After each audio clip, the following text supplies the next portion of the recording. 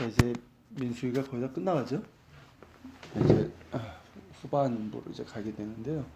오늘 이제 26장 2차 인구 조사가 이제 주어지게 되죠. 그러니까 민수기를 보면 처음이 인구 조사로 시작이 되잖아요. 그래서 이제 첫 번째 인구 조사가 시내산 쪽에서 출발하기 전에 있었고, 그때는 이제 진영을 짜는 거였잖아요. 그렇게 해서. 근데 이제 지금의 인구 조사는 조금 이제 다른 목적 때문이죠. 자, 그 내용을 보면 먼저 이제 하나님께서 명하시는 장면인데, 인구조사를 1절서부터 4절까지 한번 보겠습니다. 연병 후에 여호와께서 모세와 제사장 아론에게 이스라엘 자손의 온 회중의 총수를 그들의 조상의 가문에 따라 조사하되 이스라엘 중에 20세 이상으로 능히 전쟁에 나갈 만한 모든 자를 계수하라 하시니 모세와 제사장 엘라살이 여리고 맞은편 요단과 모압 평지에서 그들에게 전하여 이르되 여호와께서 애굽 땅에서 나온 모세와 이스라엘 자손에게 명령하신 대로 너희는 20세 이상 된 자를 계수하라 하니라. 자, 이 인구조사를 명하신 건 단순히 인구조사가 아니라 광야 생활을 끝내고 이제 본격적인 약속의 땅으로의 진입을 예고하고 있는 거죠. 즉 출애굽의 구원의 은총을 누렸음에도 반역적인 불순종의 대가로 40년 광야 생활을 해야만 했던 9세대, 그러니까 출애굽 세대라고도 출애굽 1세대라고도 얘기를 하죠. 왜냐하면 출애굽 세대 중에서도 어린 친구들은 살아남았기 때문에 출애굽 1세대의 시대가 끝나고 광야에서 태어나고 자란 신세대, 곧 광야 세대들이 하나님의 말씀대로 약속의 땅을 취하게 되는 본격적인 여정이 시작이 된 거죠. 그런 것을 계수할 대상이 되는 사람들은 누굽니까? 능히 전쟁에 나갈 수 있는 20세 이상의 남자. 그러니까 20세 이상의 남자 중에서도 전쟁을 수행할 수 있는 신체적인 어떤 능력이 되는 사람들이죠. 그렇게 한정이 된 거예요. 더불어서 이제 연병 후에라는 말이 나오는데, 여기 이제 그 앞에죠. 그 모압 땅에서 그 기억하십니까? 모압 여인들의 꾀에 빠져가지고 그때 이제 그 연병이 있었죠. 그 연병 후에 하나님께서 인구 조사를 명하신 것으로 볼 때 출애굽 1세대에 속했던 마지막 사람들이 이 사건 속에서 죽음을 맞이했음을 미로 짐작할 수가 있는 거예요. 자, 두 번째 인구 조사는 민수기 1장의 첫 번째 인구 조사와 유사한 구조로 평행을 이룹니다. 뭐 그럴 수밖에 없겠죠. 1장과 유사하게 이제 하나님께서 모세와 엘르아살에게 명하시고, 그러니까 모세와 엘르아살이 그 명령을 전달해서 12지파의 인구조사가 진행된 후에 레위 지파의 인구조사가 이루어집니다. 1장에서도 그렇죠. 다른 점은 이 첫 번째 인구조사의 명령을 받은 자는 모세 아론이었죠. 근데 이제 아론은 죽었잖아요, 이미. 그렇기 때문에 두 번째 인구조사는 모세와 아론의 아들 엘르아살에게 주어지죠. 그러니까 출애굽 1세대 대제사장 아론의 뒤를 이어서 지금 엘르아살이 대제사장의 자리에 있는 거죠. 그러니까 새로운 시대의 리더십의 교체가 이루어진 거예요, 벌써 하나. 그죠? 그리고 이제 인구조사 후에는 모세 역시 새로운 지도자에게 리더십을 이양하게 되죠. 그러니까 바로 이제 여호수아이고요. 자, 인구조사 그 결과를 보면 5절부터 51절인데 이거 뭐 워낙 기니까 뭐 내용까지는 안 넣고요. 성경은.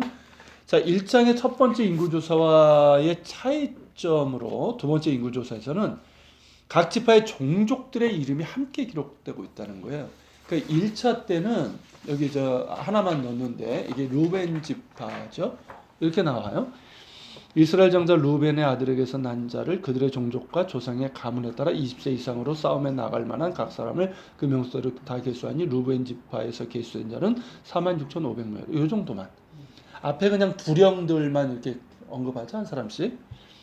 근데 이제 요런 이제 패턴이 이제 첫 번째 인구조사에 반복이 된다면, 그러면서 이제 지파의 이름과 지파의 계수된 자의 총수를 밝히고 있는데, 두 번째 인구조사에서는 밑에 있는 것처럼 지파의 이름과 그 지파에 속한 가문들의 이름이 소개되고 있고요. 그 다음에 총수를 밝히고 있어요.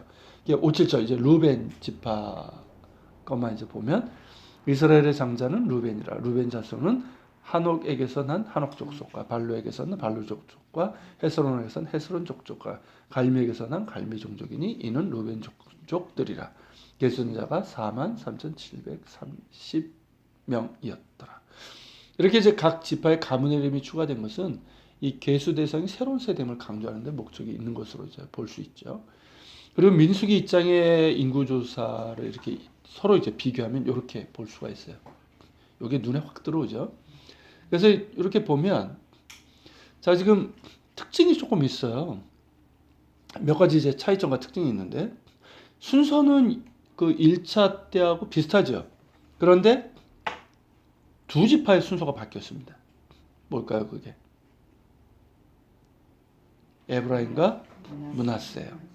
1차 때는 에브라임이 먼저 언급이 되는데 2차 때는 므낫세가 먼저 언급이 됩니다. 이걸 보면 이제 그 므낫세가 숫자가 더 많아지죠. 2만 500명이 많아지고 에브라임은 줄죠. 이제 그렇고 또 므낫세에 대해서도 좀 더 에브라임이나 다른 지파에 비해서 조금 더 언급을 하고 있다는 점이 특징이에요. 그리고 이제 시므온 지파인데 시므온은 가장 많이 숫자가 줍니다. 무려 37,100명이 줄어요. 1차 때에 비해서. 자, 이거는 이제 무엇 때문이냐고 한다면 그 바로 앞장에서 그 부월에서의 반역과 음행 사건이 있었죠. 이거를 주도한 사람이 이 민수기에는 언급되는데 신명기에 가면 시므온 지파 사람이에요. 그러니까 시므온 지파가 이걸 주도했죠. 그래서 이제 그때 많이 이제 심판을 당해서 이제 죽은 걸로 볼 수 있죠. 어쨌든 그렇고요. 그래서 이제 전체적으로 보면 이제 지파별로 이제 증감이 이제 나타나는데 전체 총수에서 보면 어떻습니까? 1차 때가 60만 3,550명이었고 2차가 60만 1,730명. 1,820명 밖에는 감소하지 않았어요. 그러니까 광야 생활에서 광야라는 그런 혹독한 환경 속에서 인구가 자연적으로 막 늘기는 어렵죠. 그러니까 고센이라는 땅에서는 폭발적으로 늘어났잖아요, 인구가. 그죠? 그렇게 그냥 못 낳게 하려고 해서 그냥 폭발적으로 났는데 이 광야라는 상황 자체가 생존 자체가 그렇게 쉽지 않기 때문에 그런 이제 어려움이 있고요. 그리고 이제 반복된 반역 가운데서 사실 많이 죽었죠. 사실은 참 여러 번 사실은 싹 전멸될 상황이었지만 그런 상황들을 감안해 보면 그들을 이제 긍휼히 여기시고 지켜주신 하나님의 신실하신 은혜가 있었다는 것을 우리가 이 조사를 통해서도 알 수가 있는 거예요. 그죠? 그대로 보존하신 거잖아요, 사실은. 더불어서 이제 26장은 이외에도 이제 추가적인 정보를 제공하고 있는데요. 그 중에 하나가 르벤 자손 중 엘리압의 아들들에 관한 기사가 그 가운데 있습니다. 자, 이게 이제 9절서부터 이제 11절인데 엘리압의 아들은 느무엘과 나단과 아비람이라. 이 나단과 아비람은 회중에서 부름을 받은 자들이니라. 고라의 무리가 들어가서 모세와 아론을 거스려 여호와께서 반역할 때에 땅이 그 입을 벌려서 그 무리와 고라를 삼킴에 그들이 죽었고 당시에 불이 250명을 숨겼으나 고라의 아들들은 죽지 아니었더라. 자, 이 사건이 이제 16장에 나오죠. 보통 이제 고라당의 반역. 그래서 이제 고라, 다단, 아비람 이들이 이제 반역을 이제 일으킨 건데 이런해서 이제 루벤 지파의 일부가 죽임을 당했죠. 그리고 이제 고라의 아들들의 경우인데 이 고라의 아들들은 우리가 그때 이제 했지만 죽지 않았죠. 그러면서 후에 제의를 담당하게 되는 주요 역할을 하게 됩니다. 그래서 이제 역대하 20장 19절에 이제 나오죠. 그리고 이제 유다 지파의 경우는 한 세대가 이제 추가돼요. 보통은 이제 뭐 누구의 자손인데 여기서 더 내려가서 한 세대가 추가가 됩니다. 그게 뭐냐면 21절에 보면 또 베레스 자손을 이루하니 헤스론에게서 난 헤스론 종족과 하몰에게서 난 하몰 족속이라. 이렇게 이제 추가되고요. 므낫세 역시 마찬가지예요. 그러니까 그 인구가 더 많이 늘어난 대표적인 지파들이잖아요. 그래서 한 세대가 더 추가되고 있는데 헤벨과 함께 그의 아들 슬로브앗이 언급됩니다. 이게 33절이죠. 헤벨의 아들 슬로브앗은 아들이었고 딸뿐이라. 그 딸의 이름은 말라와 노아와 호글라와 밀가와 디르사니. 그러니까 이 슬로브앗에 대한 언급, 특별히 아들이었고 딸들이고 딸들의 이름을, 그러니까 이 성경에서 여성들의 이름이 특별히 언급되는 건 특별한 이유가 있는 거예요. 그렇죠? 이 슬로브앗의 딸들이 어떻게 됩니까? 다음 장 27장에 등장하는 이제 주요 인물이 되죠. 그러니까 이 3절은 그를 염두에 둔 언급이라고 할 수가 있습니다. 그러면서 이제 인구조사가 이렇게 끝나고 이제 52절 56절에 인구조사의 2차적인 목적이 언급이 됩니다. 같이 읽어볼게요.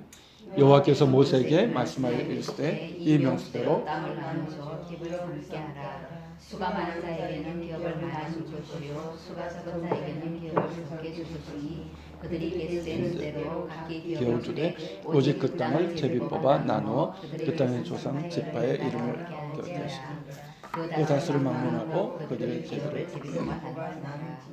그죠? 그러니까 인구조사의 주목적은 이제 가나안 땅을 쟁취할 전쟁에 나갈 능히 나갈 설자를 계수하는 데 있잖아요. 더불어서 이제 정복 이후에 가나안 땅을 분배하는 준비 작업이기도 합니다. 그러니까 각 지파의 인구수에 따라서, 그러니까 인구수에 따라서 공평하게 땅을 분배하되 할달 때 땅의 위치는 제비뽑기 방식으로 결정이 됩니다. 그러니까 나중에 우리가 그 지파별로 이제 땅을 분배된 걸 보면 하나 재밌는 특징이 뭐냐면 요단 이제 동편 빼고요. 요단 이제 서편, 보통 이제 가나안이라고 얘기하는 그 지역을 보면 남쪽으로 이제 배정된 지파의 경우는 의외로 땅이 넓어요. 근데 북쪽은 좁아요. 그게 왜냐하면 우리가 볼 때 이제 땅 크기만을 생각하는 아니라 땅의 어떤 상황.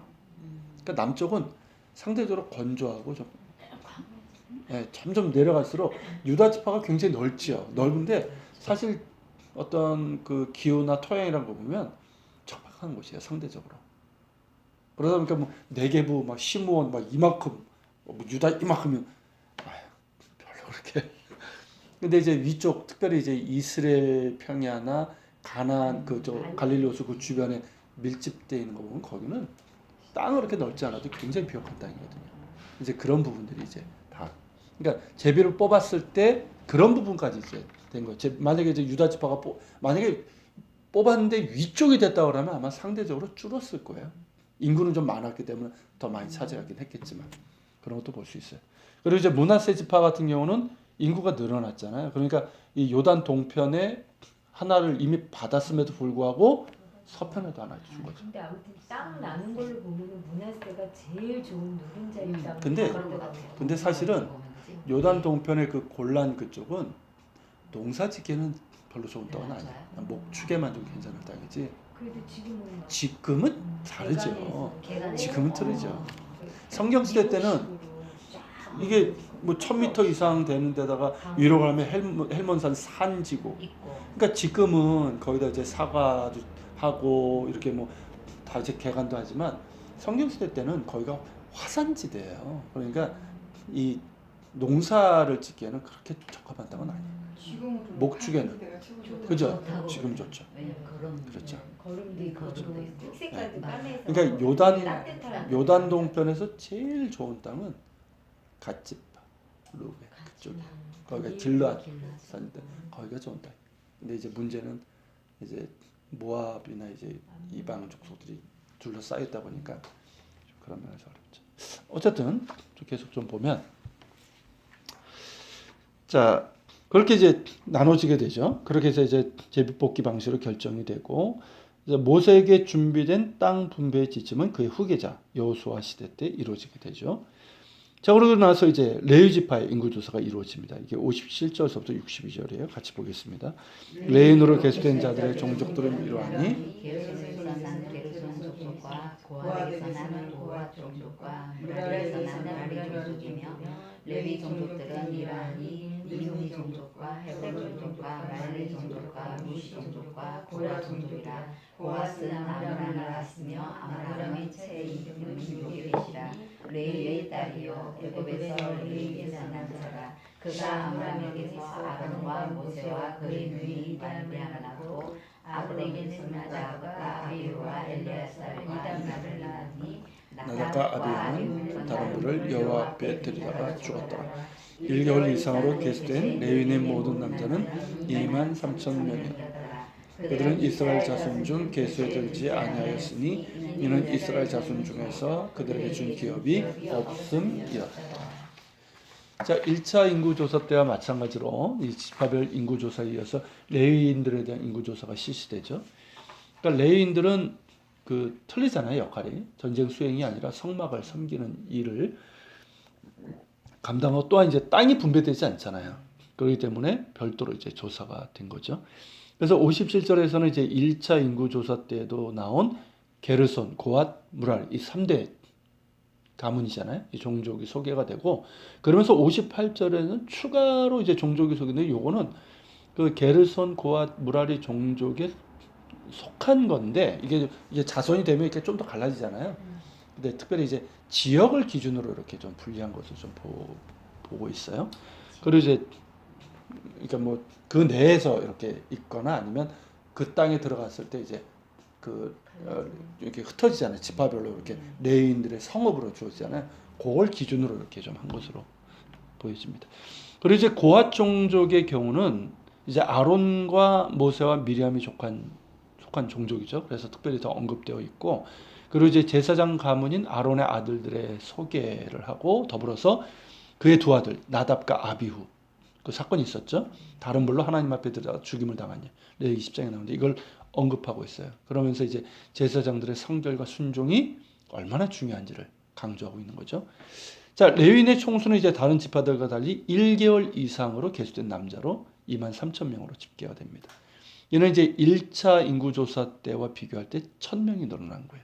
레위인들도 불순종을 하게 되잖아요. 그죠? 모세 아론에 대한 이 리더십에 이제 그죠? 도전을 하잖아요. 그래서 이제 화를 당하게 되는데 그럼에도 불구하고 하나님은 여전히 레위인들에게 신실하셨고 계속해서 그들이 이제 백성들을 대신해서 하나님을 섬기면서 하나님과 백성 사이의 완충지대 역할을 하도록 하셨다는 거죠. 그러니까 인구조사를 통해서도 우리가 하나님의 신실하심을 볼 수 있는 거예요. 궁일하심과. 자, 그러면서 이제 인구조사의 결언인데요. 마무리 짓는 말인데 63절부터 65절입니다.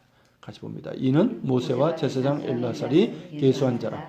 그들이 여리고 맞은편 요단과 모압 평지에서 이스라엘 자손을 계수한 중에는 모세와 제사장 아론이 시내 광야에서 계수한 이스라엘 자손은 한 사람도 들지 못하였으니 이는 여호와께서 그들에게 대하여 말씀하시기를 그들이 반드시 광야에서 죽으리라 하셨습니다. 이러므로 여분네 아들 갈렙과 눈의 아들 여호수아 외에는 한 사람도 남지 아니하였더라. 자, 이 부분이 이제 2차 인구조사의 결어죠. 그래서 이제 이 조사가 세 세대에 대한 인구조사라는 것을 이제 분명하게 밝히고 있어요. 이번에 계수한 중에는 모세 아론이 시내광에서 계수한 이스라엘 자손 1차 때죠. 1차 때 계수한 이스라엘 자손은 한 사람도 들지 못했고 오직 누구만? 여분네 아들 갈렙과 눈의 아들 여호수아 두 사람 외에는 아무도 생존한 자가 없었다라는 거죠. 이는 이제 가나안 정탐 후에 이제 전 민족적인 반역의 불순종이었잖아요. 이때는.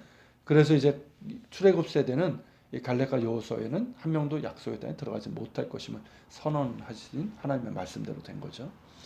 그래서 출애굽을 경험한 사람, 그러니까 장년 중에서 유년이 아니라 장년 중에서 출애굽을 경험한 사람은 갈렙과 여호수아 그리고 광야 세대들에게 다시 율법을 전달하고 이게 신명기죠. 그리고 리더십을 새로운 리더에게 양도할 모세만 나온 거예요. 세 사람만.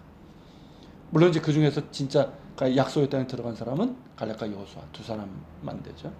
그러니까 하나님은 당시에 신실한 이들에게 약속하신 대로 약속의 땅을 허락하시고 또한 보여주십니다. 결국 두 번째 인구조사는 민수기 14장에서 선언된 출애굽 세대에 대한 심판이 완성되었음을 확인해 주고요. 그리고 약속의 땅을 차지할 새로운 세대에 대한 인구조사임을 알려주고 있어요. 첫 번째 인구조사로 하나님의 백성에게 필요한 올바른 삶의 질서가 시작되었다면 그러면서 이제 광야에서 이제 진행 이런 체제들이 된 거잖아요. 진행할 때는 어떻게 뭐 할 때 뭐 이런 것들. 그리고 두 번째 인구조사로 인해서 이스라엘 진영은 이제 약속의 땅을 향한 새 출발을 할 수 있게 되었고 더불어서 약속의 땅에서 분배된 이제 땅에서의 새로운 질서 체계. 그렇죠? 만약에 이게 미리 세워지지 않으면 어떻게 될까요?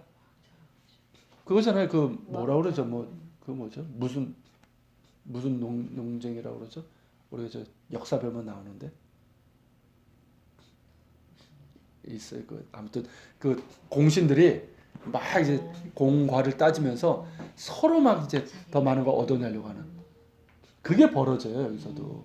근데 이제 하나님께서 이게 참 하나님이 얼마나 지혜롭게 하신 건지 몰라요. 그런 거 없이 아예 사전에 딱 한 거예요. 분명히 이제 뭐 가나안 정탐을 하면 그게 나올 수 있잖아요. 인구 많은 쪽은 야 우리가 더 주도적으로 하지 않았냐. 그리고 여호수아가 속한 에브라임 지파가 야 우리 쪽 그죠? 팔이 안으로 굽는다고. 예, 그런 것들을 다 이제 딱 하면서 공평하게 미리 딱 세워놓으신 거죠. 자, 40년간의 광야 생활의 고된 삶과 그리고 수없이 반복되었던 반역의 불순종에도 불구하고 계속 인내하시고 긍휼을 베푸시고 그들의 조상들에게 많은 자손을 주시겠다는 약속, 그 약속을 이루어 가셨죠. 이제 드디어 땅에 대한 약속이 이제 실현되려고 합니다. 이처럼 신실하신 하나님께 그들이 어떤 모습으로 반응할지가 이제 중요한 거죠. 신실함으로 따를 것인가, 아니면 그들의 부모 세대처럼 반역과 불순종의 길을 행할 것인가 하는 선택이 그들에게 남아 있는 거죠. 자, 이제 다음 장 27장인데 27장은 이제 이미 우리가 이제 인구조사에서 예고가 된 것처럼 슬로보아스의 딸들의 상속권 그리고 여호수아의 리더십 계승이 이제 나오죠. 자, 먼저 이제 슬로보아스의 딸들의 상속권인데 이게 이제 1절부터 11절까지를 이루고 있어요. 그 중에서 이제 먼저 1절부터 5절을 보면 요셉의 아들 므낫세 종족들에게 므낫세의 hun손 마길의 증손 길르앗의 손자 헤벨의 아들 슬로보스의 딸들이 찾아왔으니 그의 딸들의 이름은 말라와 너아와 호글라와 밀가와 디르사라. 그들이 회막문에서 모세와 제사장 엘라살과 지휘관들과 온 회중 앞에 서서 이르되 우리 아버지가 광야에서 죽었으나 여호와를 거슬러 모인 고라의 무리에 들지 아니하고 자기대로 죽었고 아들이 없나이다. 어찌하여 아들이 없다고 우리 아버지의 이름이 그의 종족 중에서 삭제되리까. 우리 아버지 형제 중에서 우리에게 기업을 주소서 하며 모세가 그 사연을 여호와께 아뢰니라. 자, 두 번째 인구조사를 통해서 장차 차지하게 될 가나안 땅의 분배에 대한 기초작업이 마무리가 되었죠.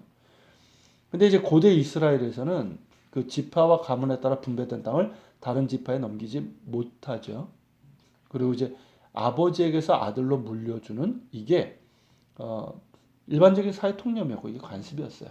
뭐 그건 이스라엘뿐만 아니라 이제 뭐 거의 모든 나라가 그랬었죠. 문제는 이제 물려줄 아들이 없고 딸만 있는 경우, 이런 경우 어떻게 처리해야 될지에 대한 실제적인 상황이 발생을 한 거죠. 그게 바로 슬로보아스의 가문의 딸들의 소송입니다. 그러니까 므낫세 지파의 슬로보아스에게는 아들이 없었고 딸 5만 있었어요.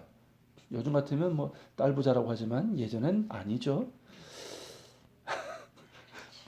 자, 이들은 이제 장차 차지하게 될 약속의 땅에서 아버지에게 할당될 땅을 자신들에게 물려달라고 회막 문 앞에서 이제 모세와 제사장 엘라살과 지휘관들과 온회점에서 호소를 합니다. 그들의 주장은 단순히 땅에 대한 요구가 아니라, 그러니까 재산 요구가 아니에요. 이게 그러니까 여기 보면 이제 4절에 나오는데 어찌하여 아들이 없다고 우리 아버지의 이름이 그의 종족 중에서 삭제되리까. 이 문제예요. 이 문제. 그러니까 땅은 단순히 어떤 재산의 문제가 아니라 그들의 가문의 기업이잖아요. 이게 계속해서 이어져가는. 그러니까 가문 자체가 이건 사라지는 문제가 되는 거예요. 그러니까 우리 아버지의 형제 중에서 우리에게 기업을 주소서라는 거죠. 그래서 이제 그들이 결혼해서 아들을 낳게 되면 이어질 수가 있잖아요. 그리고 이 주장에 앞서서 자신의 아버지가 비록 광야에서 죽었지만 고라의 무리에 들지 않았다. 그러니까 반역에 참여하지 않았다. 그러니까 약속의 땅을 상속받을 정당한 권리가 있다라는 거. 꽤나 지혜로운 딸들이에요. 그죠? 그죠? 그리고 이제 슬로보아스의 딸들은 비록 아들이 없으나 아버지의 유산을 물려받아 가문의 이름을 보존해달라고 요청한 것이죠. 이런 청원은 그 이전까지 전례가 없어요. 전례가 없으면 어떻게 됩니까? 이게 새로운 판결을 내려야 되는 거예요. 그러니까 모세는 자기가 임의로 판단하지 않고, 이게 또 모세의 뛰어난 점이에요. 당시에 가부장적인 그런 사회 문화에서 무슨 여자들이, 그것도 결혼도 안 한 딸들이, 그죠? 근데 그렇게 하지 않고 이 문제를 가지고 하나님께 나가서 아뢰입니다. 그러니까 하나님께서는 이제 모세에게 슬로보아스의 딸들의 말이 옳다 하시면서 그들의 요구가 정당한 권리임을 인정해 주신 거예요. 사실 율법에 따르면 두 가지가 상충이 돼요. 분배된 가족의 땅을 지키는 것, 지파별 가문별로 땅은 이게 팔거나 이렇게 하면 안 되잖아요. 그리고 이제 남자만이 유업을 물려받는데, 이게 신명기 22장에 나오는데 거기 보면 그러니까 장자가 물려받게끔 되어 있어요. 장녀는 안 돼요. 장자가. 그러니까 아들이 물려받게 되어 있는 거예요. 이 두 가지가 사실은 충돌한다고 볼 수가 있는 거예요. 지금도 별개 법조항이 어떤 상황에서 상충되는 일들이 일어나잖아요. 지금도. 그럴 때는 사법기관이 어느 법이 우선되는지에 대한 판결을 내리게 되잖아요. 그러니까 하나님께서 그 판결을 내려주신 거예요. 전자가 우선된다. 땅의 문제가. 그러니까 슬로봇의 경우처럼 죽었어요. 살아있으면 괜찮은데 죽었는데 아들이 없이 딸만 있을 경우에는 그의 기업을 딸에게 돌릴 것이고, 딸도 없으면 그의 기업을 그의 형제에게, 형제도 없으면 그의 기업을 그의 아버지의 형제에게, 그도 없으면 그의 기업을 가장 가까운 친족에게 줘서 계속해서 그 땅이 존속되도록 해야 함을 판결해 주셨어요. 앞으로 그렇게 하라는 거죠. 그러니까 이 슬로봇의 딸 문제를 가지고 앞으로 일어날 상황까지도 판결을 해 주신 거예요. 그러니까 기본적으로 땅은 하나님의 것이고, 이게 이제 성경의 원리잖아요. 땅은 하나님의 것이고 각 지파별로, 지파 내에 있는 가문별로 공평하게 땅을 분배하도록 하셨기 때문에 그 땅은 계속해서 같은 지파와 가문에 존속되어서 땅을 기반으로 한 생존을 유지해 나가야 하는 것이죠. 그러니까 우리가 이제 그 룻기 같은 경우가 이제 대표적인데 수혼법이라고 그러잖아요. 그러니까 형수가 죽었을 때, 그죠? 형수나 제수. 그러니까 형이나 동생이 아들이 없이 죽었을 경우에는 그의 미망인을 형제가 아내로 맞아서 땅을 상속할 후계자를 얻도록 해주는 이 수혼법. 그리고 이제 형제가 없을 경우 아버지 형제나 가까운 친족이 이를 대신하도록 한 이 제도 역시 한 가문의 땅을 존속시키는 동시에 그 당시의 여성은 생존 기반이 없잖아요. 그러니까 만약에 아들이 없이 이렇게 그냥 미망이 돼버리면 굉장히 생존 자체가 위협을 받고 보호받을 만한 장치가 없어요. 그런 가운데서 이제 여성을 보호하는 그런 장치죠. 이로 본다면 슬로보아스에게는 이를 감당할 만한 형제나 가까운 친척이 별로 없었던 것으로 보이고요. 그보다 아내가 먼저 죽은 것으로 보입니다. 만약에 슬로보아스이 먼저 죽었으면 또 상황이 달라지는 거예요. 근데 이제 아내가 먼저 죽고 그 다음에 슬로보아스이 죽은 걸로 보이기 때문에 뭐 방법은 딸들이 그에게 배분될 땅을 상속받는 거 외에는 방법이 없는 거죠. 더불어서 이제 희년과 속전제도 있죠. 그러니까 그 빚 때문에 땅을 어쩔 수 없이 이제 빚은 갚아야 되니까 이제 빚은 안 줘야 되는 건데 어쨌든 빚 때문에 땅을 뭐 방법이니까 이제 땅을 이제 줬을 때 그것을 갚으면 무조건 돌려주게 되죠. 그게 속전제도잖아요. 이유 없어요, 그렇죠? 그러니까 뭐 이자를 요구한다거나 이런 거 없어요, 그냥. 그리고 희년 같은 건 어떻습니까? 50년이 되면 무조건 돌려주게 돼 있잖아요. 그죠? 그걸 했더라도. 그러니까 이런 제도 역시 분배받은 땅을 존속시키고 모든 사람이 땅이라는 생존 기반을 갖고 있어야 한다는 것을 알려주고 계시는 거죠.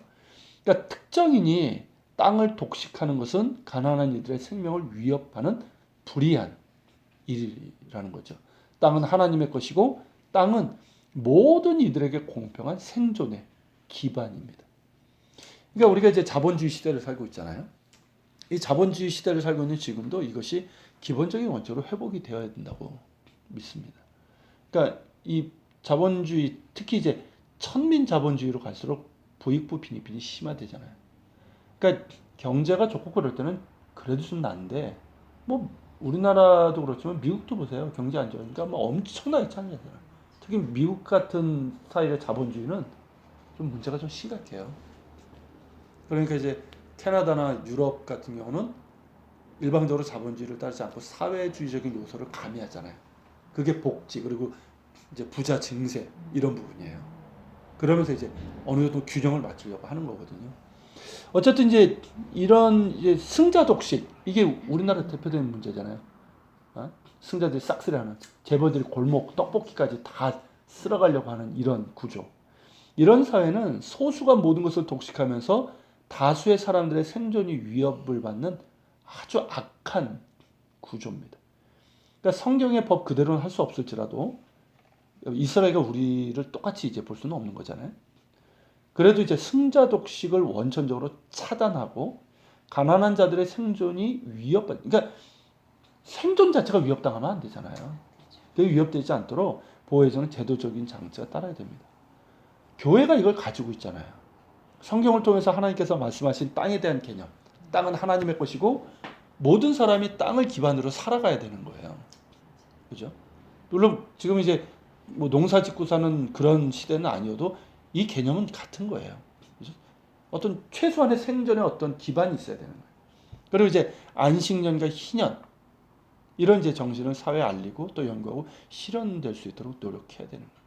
이게 참된 정의 아닙니까? 이게 진짜 사랑 아니겠어요? 그러니까 뭐 국회라든지 지금 그렇죠. 나라에 그 그러니까 크리스천들이 이런 거를 좀 연구해서 발을 해야 돼요. 유권자들도 사실은 크리스천들이 이렇게 맞아. 많으면 이렇게 될 수 있는 지금 조건이 그러니까- 갖춰진 건데. 그러니까 뭐 저 동성애 벌이 뭐 이런 것만 막 벌떼처럼 이렇게 일어나지 말고 좀 이런 문제들이 있잖아요. 맞아요.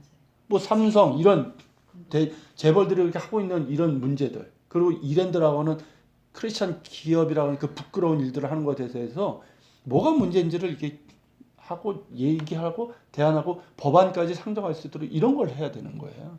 사실은. 그러니까 이게 충분히 지금 그렇죠. 가능한. 그런데 이게 안 되는 게 뭐냐면 제가 여기 쓴 것처럼 교회가 승자 독식을 실제로 부러워하잖아요. 그런 사람들을 아주 부러워하잖아요. 부러워하죠. 그게 욕하면서 하나님의 부러워하잖아요. 하나님의 그죠? 복이라고 그러죠. 맞아요. 막 욕하면서도 쑥 부러워하고 그런 사람들 간증사하면 맞아요. 이러잖아요. 그러게. 이게 이제 번영신학이잖아요. 그렇게 되기를 원하지 또. 기복신학의 또 다른 형태, 번영신학. 여기서 벗어나야 되는 거예요. 그러니까 우리가 간디가 그런 얘기를 했거든요. 무하마드가 인도에. 당신네들은 세상을 뒤집을 수 있는 어마어마한 걸 갖고 있다. 근데 그걸 당신들 쓰질 않는다. 만약에 크리스천들이 그 당시에 그때가 제가 그 제국주의 시대였잖아요. 그때 만약에 크리스천 유럽에 있는 국가들이 그런 정신을 가지고 있다면 간디가 완전히 기독교로 회의를 했을 거예요. 회심을 했을 거예요. 사실 굉장히 많은 영향을 받았거든요. 그러니까 그런 유명한 얘기가 있어요. 그 무디가 얘기했나? 사람들 이제 100명 있으면 100명 중에 한 명이 성경을 보고 99명은 그리스도인들을 읽는답니다. 무슨 의미인지 이해가 되세요? 100명 중에 한 명은 성경을 읽고 99명은 그리스도인을 읽는데. 그러니까 그리스도인들을 통해서 보는 거예요. 이게 안 되니까 뭐 영향을 떴고, 할 말이 없어요. 그죠? 지금 한국 기독교가 그렇잖아요. 자꾸 이제 기독교에 대한 신뢰도가 떨어지고 있고, 그죠? 쓸데없는데 그렇죠. 참. 그러니까 우리가 이제 종교개혁 500주년 이제 오직 성경으로 돌아가자. 그게 뭐 성경 공부하고 성경 읽고 이게 아니에요. 성경의 그 정신, 성경의 그 가치, 그거를 우리가 회복하고 가야 된다는 의미거든요. 근데 공부를 해야지 가치가 알지. 그동안은 너무 공부를 해도요. 지금 방식으로 공부해서는 안 돼요. 그러니까 너무 한국 교회가 공부를 안 해서가 아니에요. 맞아. 한국 교회만큼 성경 공부 그래도 모든 교인들이 하는 건 아니지만 이렇게 많이 하는 교회도 그렇게 많지 않아요. 근데 너무 개인 구원 중요하지만 개인적인 문제, 사실 그런 문제들이고, 어떤 면에서 보면은 이런 이제 구약의 이런 율법의 어떤 정신들, 사실 예수님께서 복음서에서 얘기한 부분들도 그런 것들을 또 재해석하시고 바르게 잡아주신 내용들이거든요. 근데 참 신기한 게 저희 청년 때 공부하면 다 그런 걸 공부하고 뭐 기도가 노동이라고 뭐 토지 그때 이제 대천덕 신부님 책들을 우리가 읽으면서 크리스천 경제에 대해서 굉장히 많이 연구를 하고 공부를 한 세대거든요. 근데 그 세대가 지금 어찌 보면 사회 기득권층에 들어가 있다라는 거거든요. 기득권이 이게- 돼버린 거죠.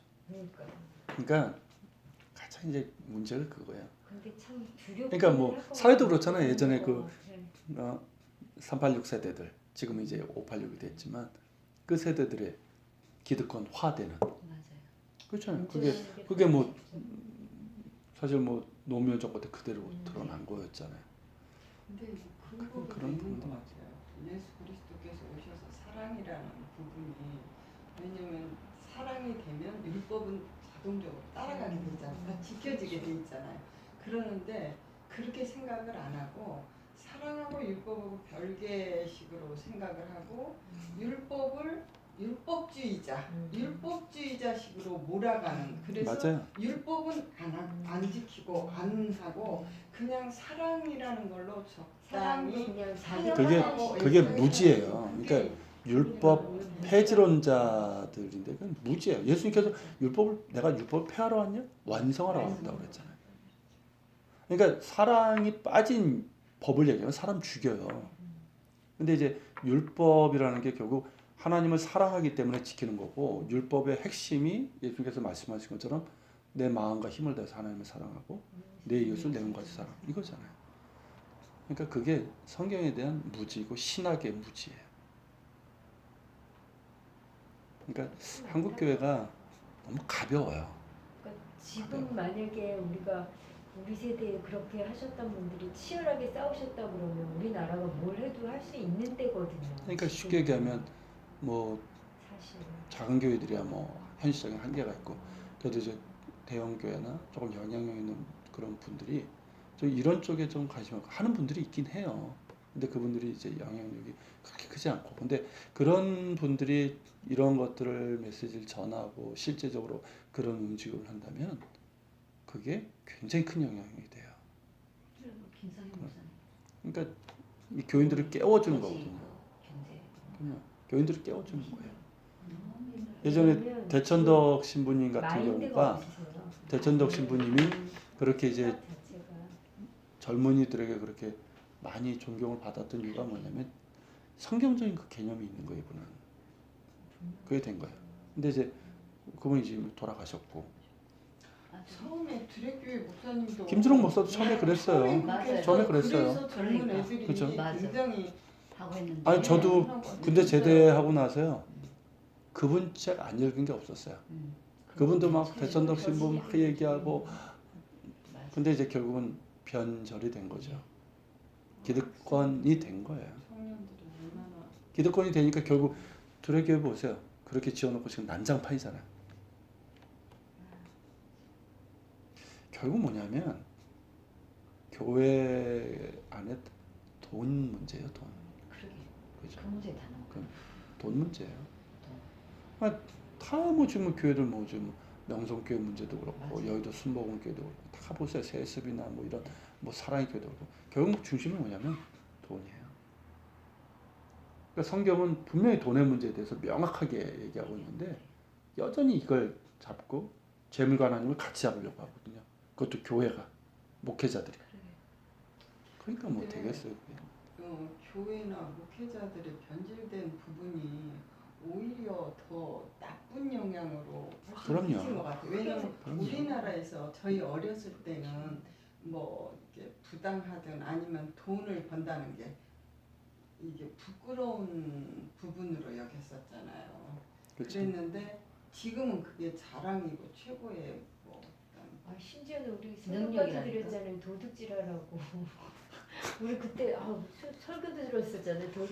그 논문도 다 표절 못 사는 게 바보라고 아이? 도둑질하라고. 누가 그런 거야? 자, 그 얘기까지는 할 필요 없고. 헐. 자.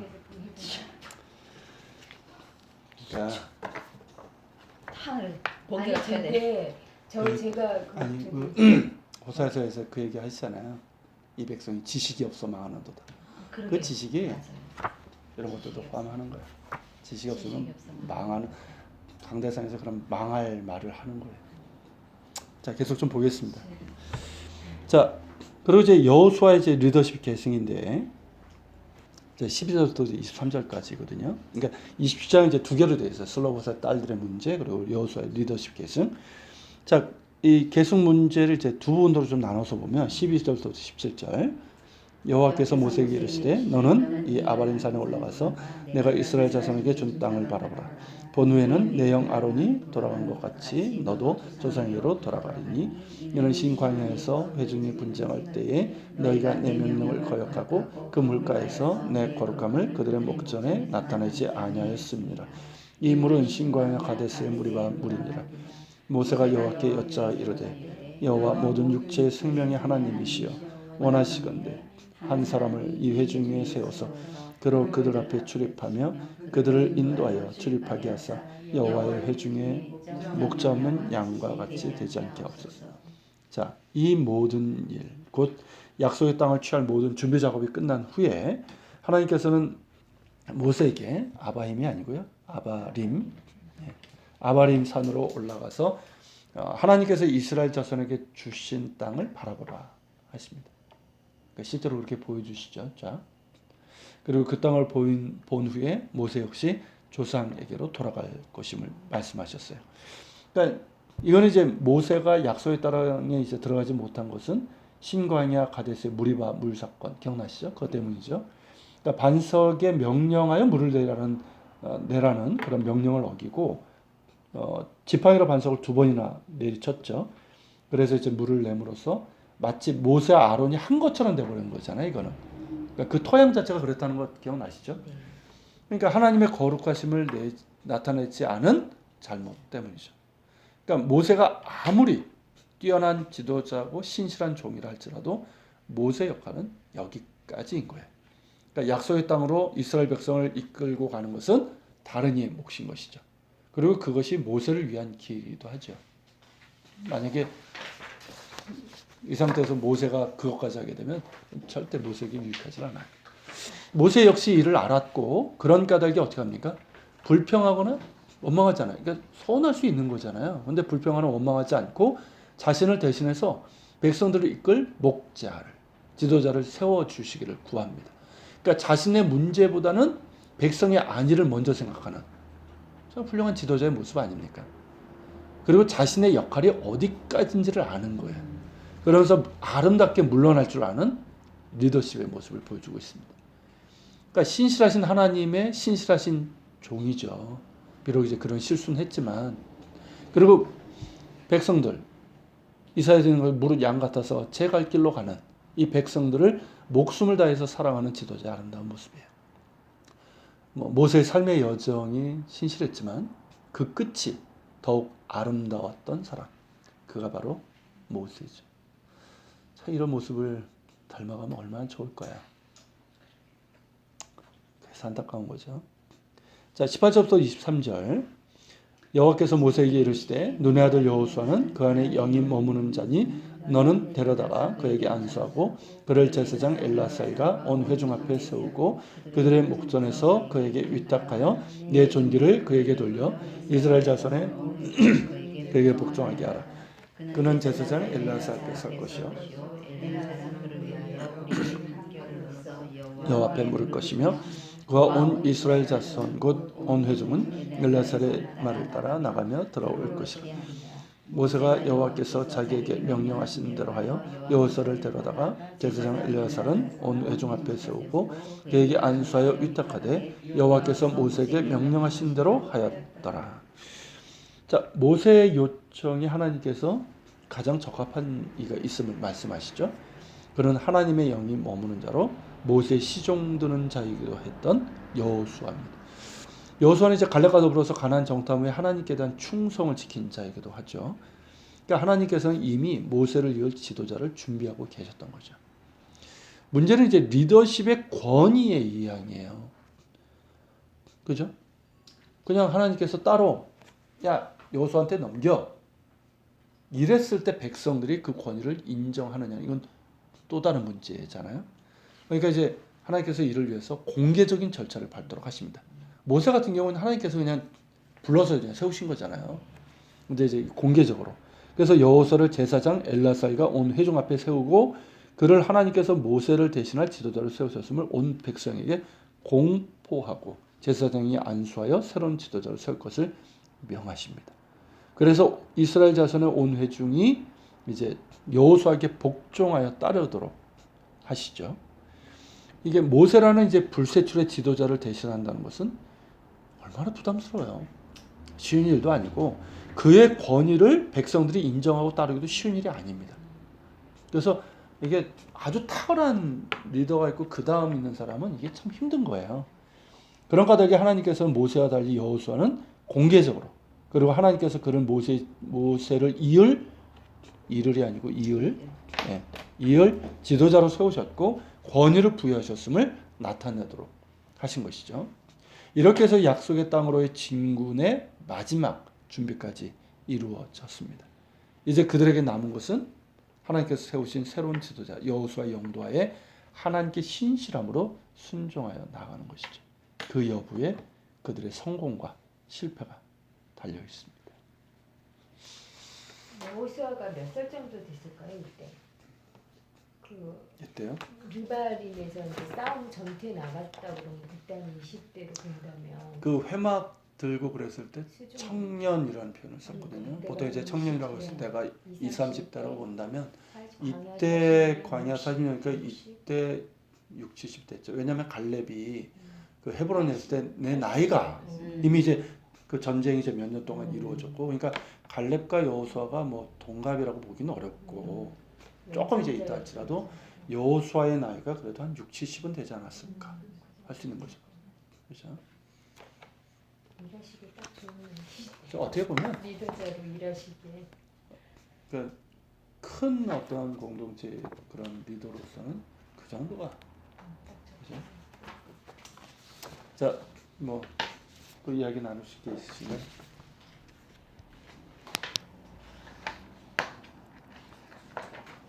자, 오늘 이제 이야기 개강도 좀 가볍게 했습니다. 자, 우리 기도하는 시간 좀 갖도록 할게요.